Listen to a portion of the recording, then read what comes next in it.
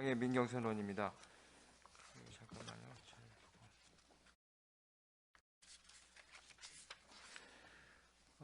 친환경 축산을 위한 유용 미생물 생산 공급과 관련해서 이와 같은 여러 가지 예방 차원이나 실질적으로 냄새 저감 같은 실제로 실험 과정에서 성과가 나타난 부분이 있으면 그 실적을 제출해 줬으면 좋겠습니다.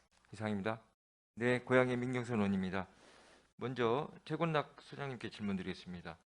앉아서 해도 되겠습니다. 예. 네, 동물위생 시험소장 최곤락입니다. 아직 자료가 안 와서 깊이 있는 질의는 못 하겠는데 유용 미생물 관련해서는 실제 사람에게나 가축에게 해가 없으면서 여러 가지 효과를 나타내기 때문에 생산 보급하는 거겠죠. 네, 그렇습니다. 실제 지난 행감 때도 항생제 오남용 문제가 여러 가지 문제 제기한 바 있는데 그런 측면에서는 유용 미생물의 효과가 검증만 된다고 하면 효과가 있는 거겠죠.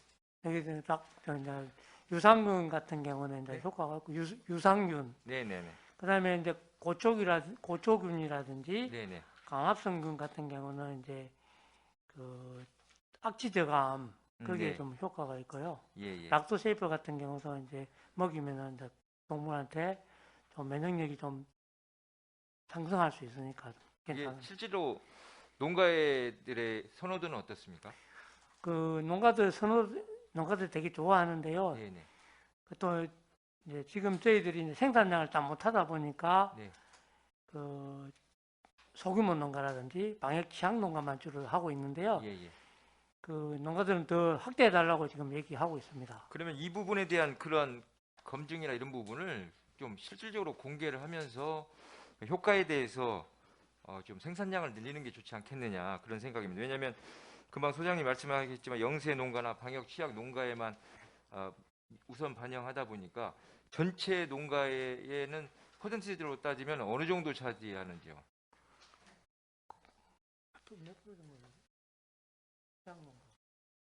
지금 질병 예방용이 215톤, 박쥐 저감용이 38톤에 총 298톤을 하고 있는데 네네. 그렇다고 하면 농가 예를 들면 가축을 하고 있는 농가의 몇 퍼센트가 차지하는지를 모르십니까?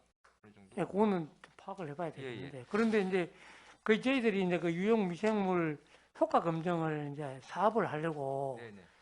그 용역 사업을 이제 하려고 했었습니다. 네네. 근데 그 1억 예산을 세워서 이제 하려고 하는데 지금 작년에도 그렇고 올해도 그렇고 이제 내년에 예산이 지금 잘려 있는 상황입니다. 아, 그래요? 예. 그 이제 우리가 공급을 해주면 그 효과 검증을 좀 외부에서 맡겨가지고 지금 해봐야 되는데 그걸 예산을 올렸는데 이제 저희들 사업 예산이 좀 줄어들다 보니까 예산이 알겠습니다. 이번에 삭감됐습니다. 이번 예산에 좀 제가 신경을 쓸 테니까 정확하게 저한테 그 예산 부분을 보고를 해주시고 예.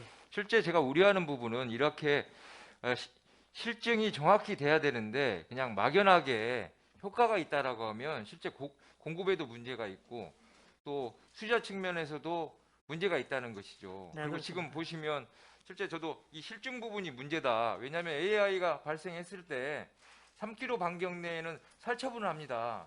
그러면 그동안에 예를 들면 먹이를 통해서 이 유용 미생물을 먹였는데 결국은 살처분을 통해서 이게 예방 효과가 됐는지를 정확하게 검증할 수 없잖아요. 이런 네, 시스템도 문제라는 것이죠.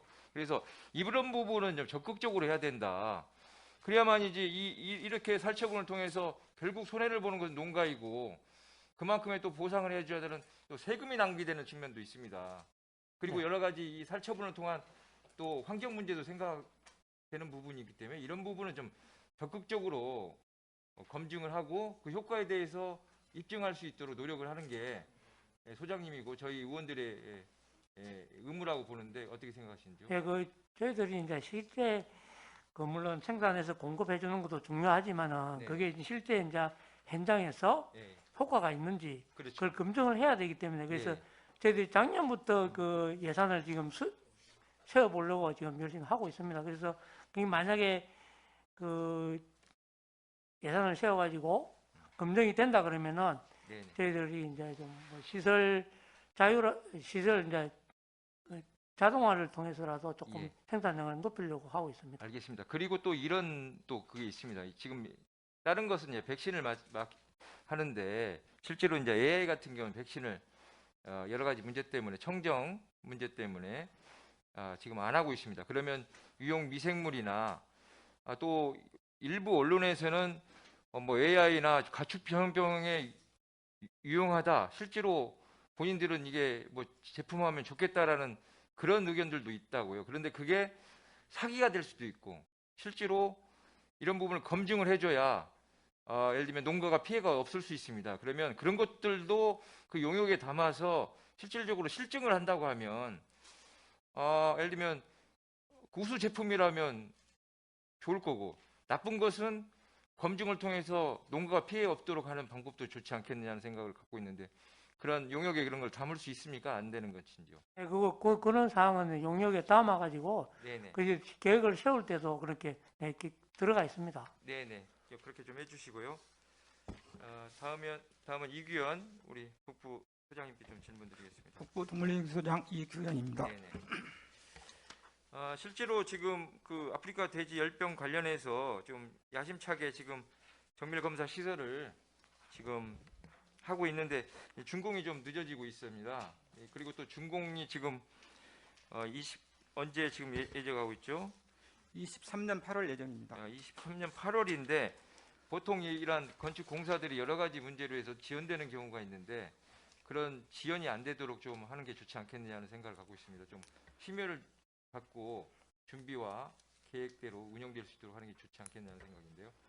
예, 의원님께서 지원해 주셔서 금년도에 사업비를 확보했고 현재 지금 용역에 추진 중에 있고 그 설계업체를 컨설트 중에 있습니다. 예. 저희 북부지수의 현안 사항인 만큼 저희가 단기 일정대로 차질 없이 진행토록 그렇게 하겠습니다. 지금 아프리카 돼지 열병 같은 경우는 지금 대부분이 뭐 2019년 10월 9일에 연천 이후에 비발생하고 있는데 대부분이 적경 지역에서 발생하고 있습니다. 그렇다면 초동 방역이 골드타임 확보가 중요하니까 이 시설이 그만큼 중요하다고 보는데 이 부분에 대해서는 건설도 중요하지만 앞으로 어떻게 운영할 것인가에 대한 치밀한 준비가 필요하다. 그러니까 따로 놀면 안 된다. 그러니까 건설에 맞춰서 운영 계획을 어떻게 할 것인가 치밀한 준비와 인력 보강이나 모든 것이 원스톱으로 될 수 있는 시스템을 갖추는 게 좋지 않겠느냐는 생각입니다. 예, 답변드리겠습니다. 네.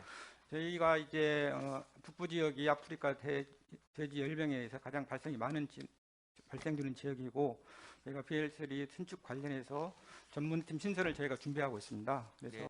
도적 관련 부서에서도 전문팀 신설과 인력 증원 등을 현재 요청하고 있고 이 부분들이 달성되도록 네네. 꾸준히 협의해 그 나가겠습니다. 운영 계획과 관련해서 좀 별도로 좀 보고를 해주셨으면 좋겠습니다. 예, 그렇게 하도록 하겠습니다. 다음은 안용기 축산진흥센터장님께 질문드리겠습니다. 안 나오실 텐데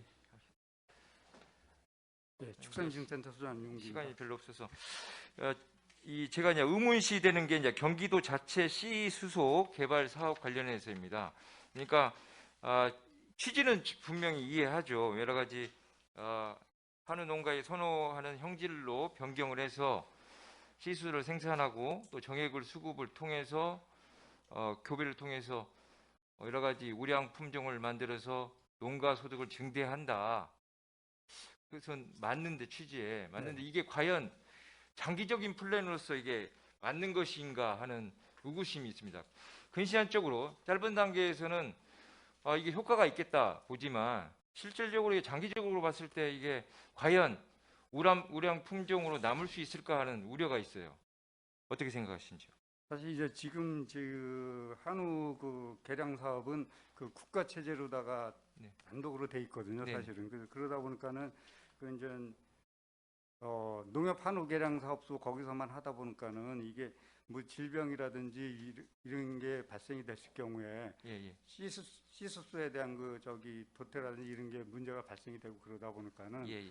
저희가 이제 자체적으로다가 경기도 씨수소를 개발을 해가지고 한우 농가한테 이제 우수 정액을 보급하고자 이제 하는 사업이거든요. 예. 알겠습니다. 이제 국가 사업이라도 예를 네. 들면 여기에 전문가들이 수의사도 계시고 할 거 아닙니까? 네네. 그러면 저는 이 부분에 대해서 좀 고민해야 된다, 미래를 고민해야 된다 생각입니다. 왜냐하면 지금 시수소 관련해서는 경기도에 있는 소를 선발하는 겁니까? 아니면 다른 지자체에 있는 광역자치단체에 있는 소도 도입을 하고 있나요? 저희가 이제 그 아니 저- 이제 묻는 말씀은 좀 시간이 없어서 도입하고 있습니까? 아니면 경기도 자체 내에서 우량함소는 다 타 지역에서 이제 매입을 해다가 거기서 이제 그 우량 송아지를 생산해서 저희가 알겠습니다. 이제- 알겠습니다.